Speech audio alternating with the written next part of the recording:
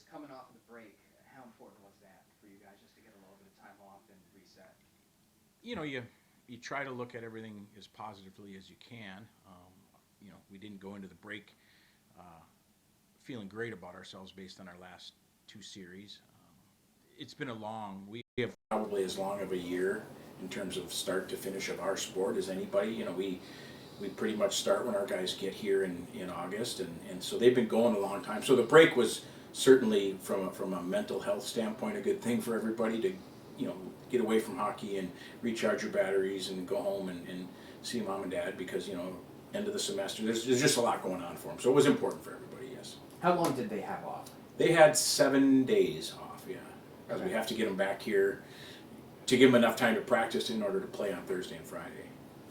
Obviously, like, no team goes into a series thinking that, well, like, we're not going to beat these guys. Like, you guys go in prepared to beat no matter what Minnesota State is ranked or Ohio State is ranked. Like, you guys are going to beat them. But now this stretch coming up, I mean, they're definitely winnable games. So how do you guys approach that? Like, hey, we just wiped the slate clean completely and we're ready to go. Yeah, we've had a lot of discussions about where our group is at. We played 20 games up to this point, and if you look at the two series with Minnesota State, and the series with Ohio State, and the series with Western Michigan, those are we were 0-8 in those games, and then you look at the Michigan State series, we split. So in those 10 games, we're 1-9, and then in the other 10 games, we're 7-3. So it's almost a tale of two 10-game segments.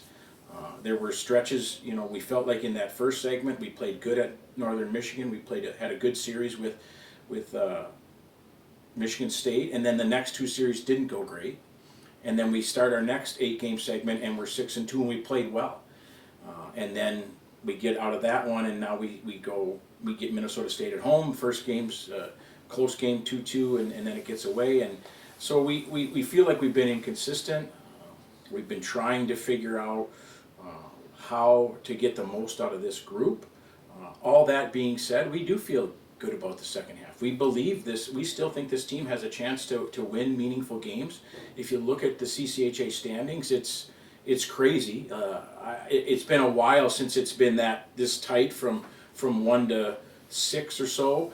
So a lot of teams are feeling excited about the second half. I would guess, just like us. Because if you get your confidence going and if you can get on a little bit of a roll, you've got an opportunity to get a lot of points here this second half. Does it surprise you how tight that conference is? A little bit.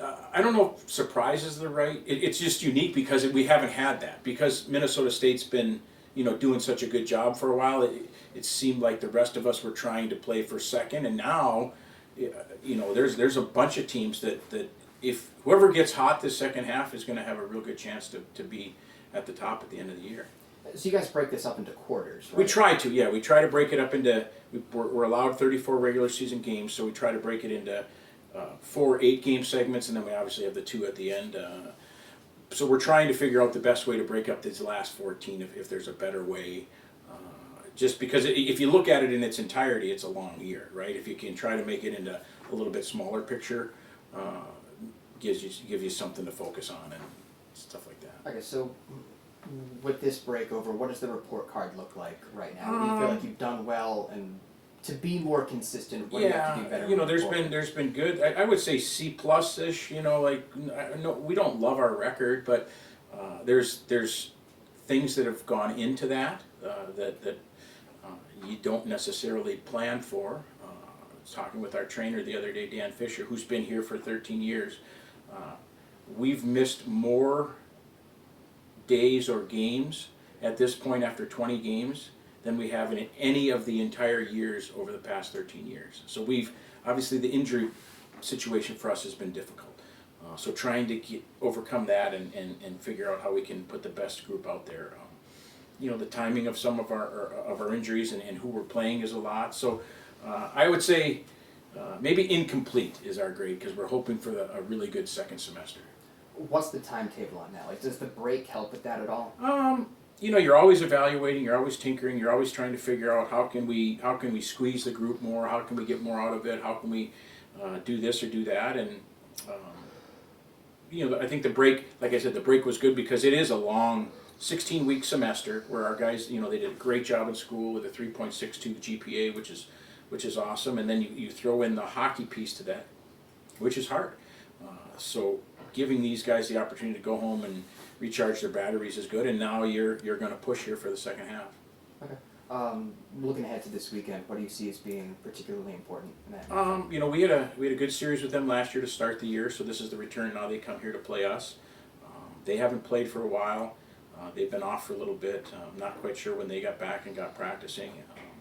We've got 10 of these last 14 games at home, and we want to be better at home. We want to win more games at home. So it's important that we get off to a good start and feel good about that. It's important that we're disciplined and not taking penalties, give ourselves an opportunity, especially since we've been off. The fewer penalties you can take, the more opportunity you have to play more people, and you don't put a much of stress on the few guys or the guys that do a majority of your penalty killing. And then just trying to play the way we want to play. Defend better and be harder to play against. If you look at our overall statistics, for as far as goals for in the country, we're in the top 20. As far as power play percentage, we're right there in the top 20 or number 20. Penalty kill, same thing. The one area where we haven't been good of late is goals against. So we want to defend better this second half. I guess like the last two series, Christian had been really good, and then a lot of goals against. You have to make the decision to take him out. What goes into that decision as a coach, and how does he respond to that? He's in a tough spot. You're right. He was a goalie of the league in the month of November, and then the last 2 weekends weren't great. The weekend prior was really positive. So, are there situations and goals in those games where Christian feels like he could do something different or make a save? Absolutely, but we also need to do a better job in front of him, and it cannot just be his fault. It has to be our fault. We have to figure out how we give up less opportunities and defend better and all those kinds of things that go. The goals against is a team stat. It's just not necessarily the goalie stat. Dennis Williams leaving Canada. How big a deal is that for the program? Yeah, it's Falcons on the World Series? Well, it's a huge deal for Dennis. Obviously, he's Canadian, and the World Junior Championships, and especially when they're hosting it in Canada, I don't even know how you can explain how important it is to that country. I mean, it's people take days off. It is a big deal in Canada, and for Dennis to be the head coach is a tremendous opportunity for him. And then obviously the connection with him to this university as a player and a coach is really it's another really good example of people coming to Bowling Green for a hockey opportunity and using that opportunities for something greater. Is there anything you guys want? Peter, you got any questions? Yeah, Coach, hope you had a good holiday. Yeah, it was not bad. That's good. Are you looking at using this weekend, be a couple of non-conference games to, maybe practice, switch up some lines, see different combinations, just to have a look at 6 games, going back to the league play? Yeah, we felt good about our group coming home from Sault Ste. Marie. We had a good weekend, offensively, defensively, special teams wise. So you're feeling good, and then the Mankato series wasn't great, and we did a couple things positively in the one night, and then the first game of the Ohio State series we're without Austin, so you have to make a couple changes, and we had some guys sick and dinged up and stuff. So we still don't have, today was our second practice. We practiced Monday and then this morning. We don't have everybody back yet. There's been some crazy flight cancellations and things like that, so we're still missing a couple guys. So we'll figure out what our group will look like probably Thursday morning after practice. See how guys are that haven't been able to practice. But we're always, whether it's lines or whether it's some system stuff, trying to figure out what gives this group the best chance to be successful here the second half. So we will look at doing some things a little bit differently. Okay, and I apologize if I missed the any information about it, but the status on Zach Rose? Zach's probably not. You probably won't see Zach the rest of the year, unfortunately. Okay, that's too bad. Okay. Yeah, it is. And, It's tough, really tough spot for him. And will we see him more?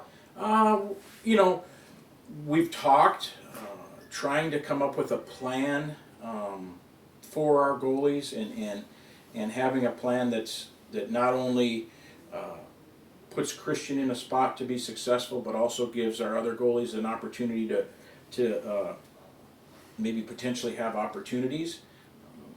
We want to make sure that we're mindful of not putting too much on Christian. You know, he'll tell you out of his mouth he wants to play every game, which most goalies do, but it's just a really hard thing to do because, you know, again, he's still just a sophomore, and trying to make sure that whatever the scenario looks like moving forward in terms of games played and who's playing those games, we want to make sure we communicate it. We want to make sure we have a good plan and everybody knows the plan, so we can all feel comfortable with what we're doing. Yeah, well, you know, I guess knowing Zach over the rest of the year has got to affect all the guys' mentality about team defense too. I mean, it's got to make them more conscientious of having to tighten up, and I would assume that would be a thought process going. Yeah, we talked about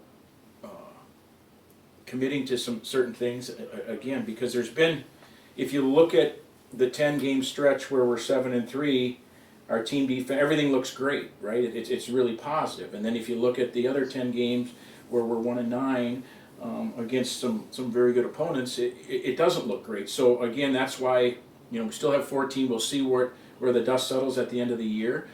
But we do think there are some things that we can do a little bit differently, and whether it be system-wise or focusing on some certain things that allow us to defend better and make our team a better defensive team.